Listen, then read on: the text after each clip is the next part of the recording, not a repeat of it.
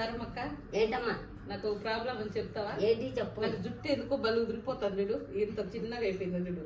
నాకు పూలు చూస్తే అంత ఇష్టము, జుట్టు చూస్తే కాసిస్తుంది. ఏం చేద్దాం చెప్పు దీనికి సలహా. ఆ జుట్టు ఊడడానికి మందార మాకు రాసుకోండి. పోవా మళ్ళా ఊడిపో జంప్ వస్తాయా? బాగా పెరుగుతాయి.